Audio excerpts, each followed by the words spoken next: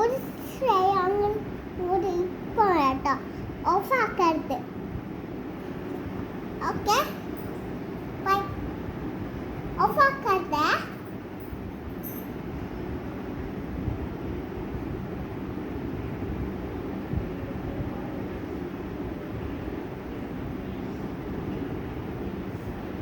ഈ രണ്ട് വാക്കുകൾ ഇല്ല, ഇങ്ങനെ ഒരു വാക്കുകളൊക്കെ ഇങ്ങനെ ഒരു വാക്ക് പോയി ഒരു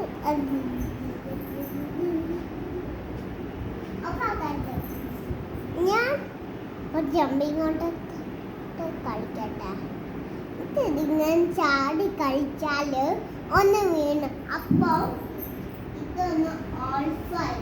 അപ്പോൾ ഇത് രണ്ടും ചാടി